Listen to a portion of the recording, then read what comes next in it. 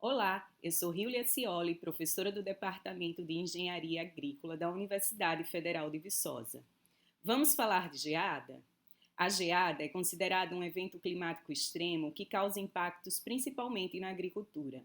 Para entender quais são as condições meteorológicas que propiciam a ocorrência da geada, primeiro vamos pontuar alguns aspectos teóricos importantes.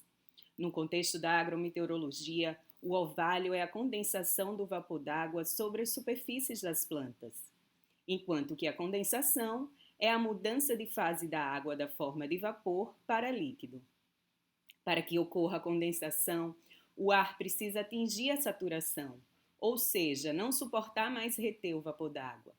Quando isso acontece, as partículas de água começam a se depositar nas superfícies.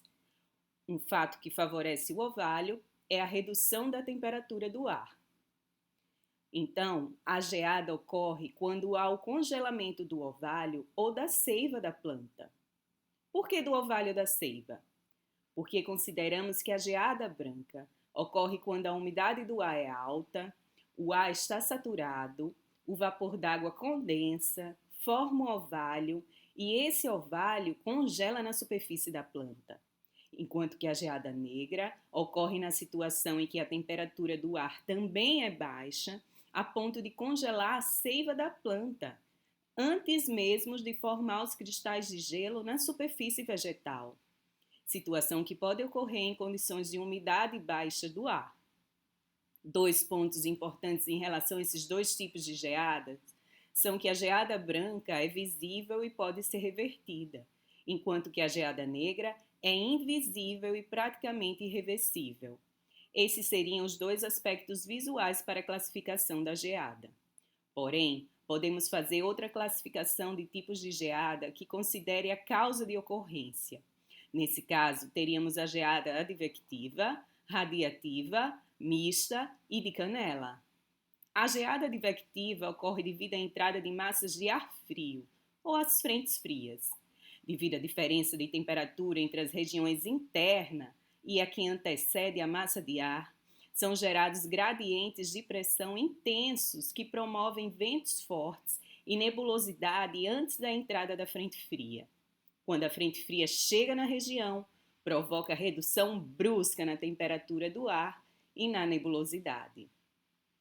A geada radiativa ocorre devido ao resfriamento intenso da superfície. Ela é mais comum em noites com céu claro, sem nuvens e ventos calmos.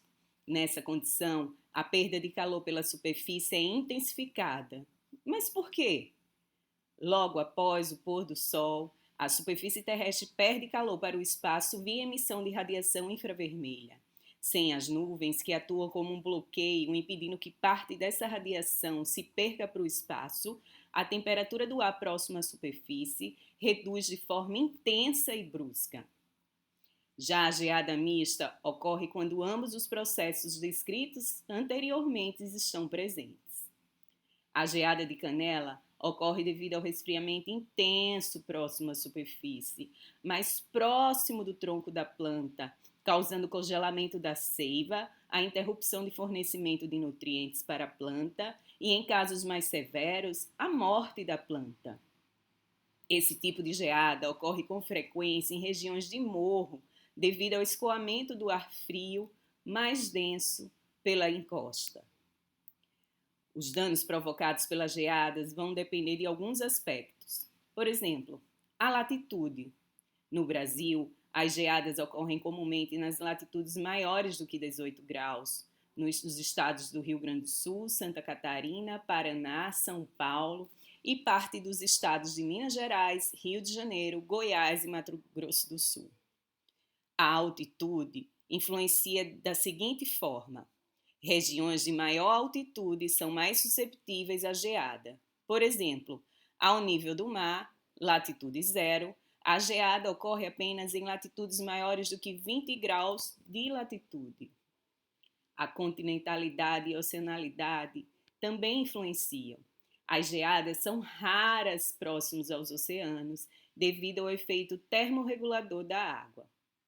Já a configuração do terreno influencia da seguinte forma: As regiões de baixadas recebem uma menor quantidade de radiação solar do que o topo das encostas.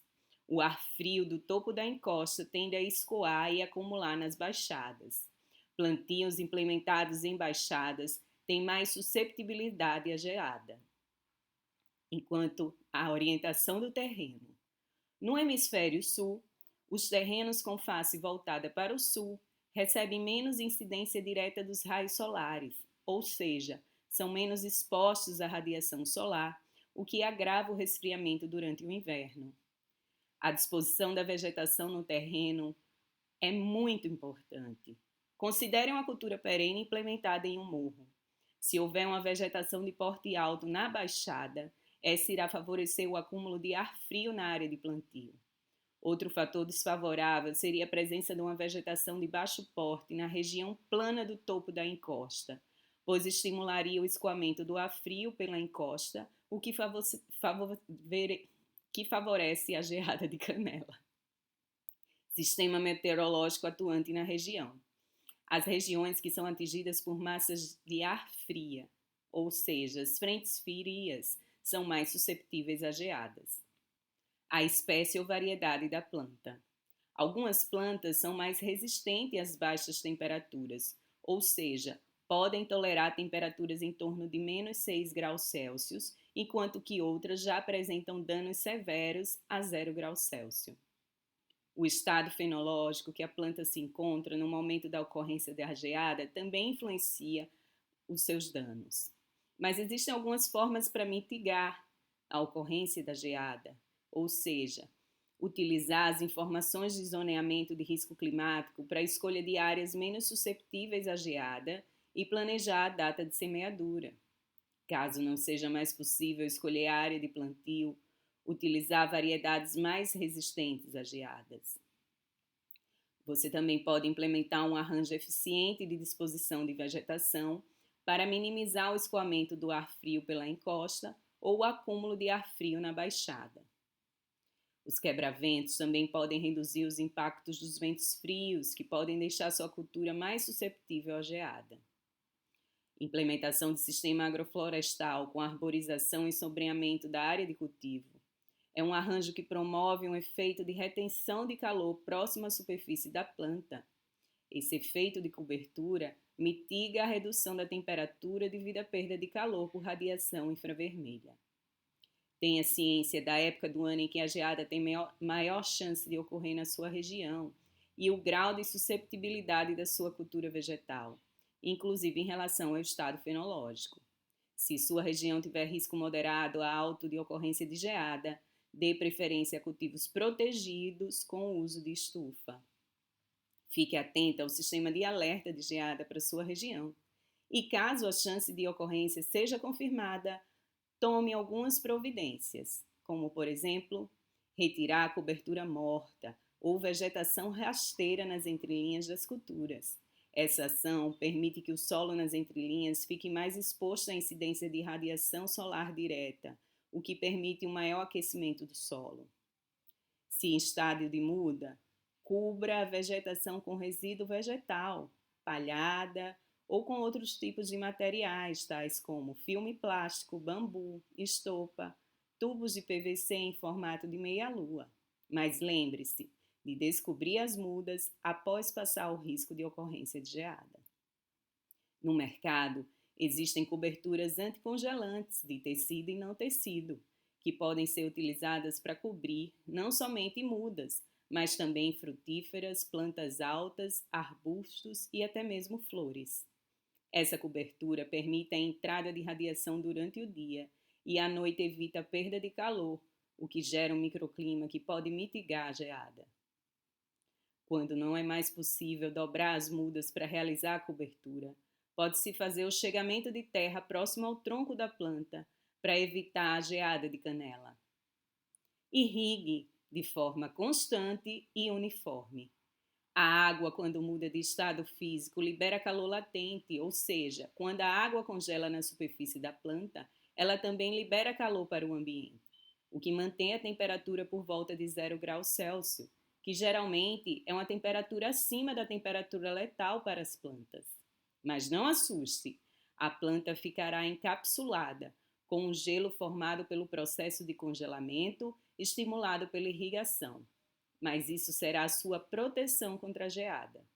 Lembre-se, a irrigação tem que ser constante e uniforme.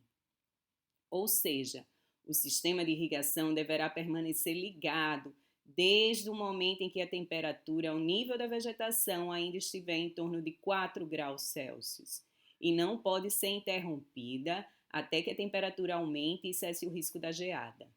A lâmina aplicada vai depender do porte da cultura e da intensidade do frio.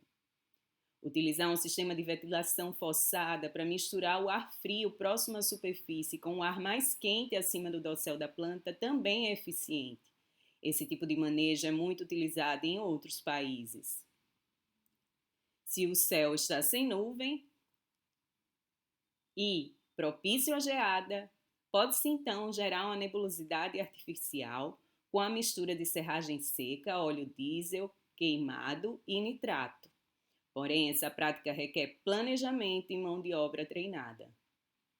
Você pode aquecer o ar próximo à planta, com o uso de aquecedores a gás, óleo ou carvão, ou até mesmo a queima dentro de tonéis de metais com madeira, serragem e palhada seca. Porém, essa prática requer cuidado com o controle do fogo e não é sustentável em termos de qualidade do ar.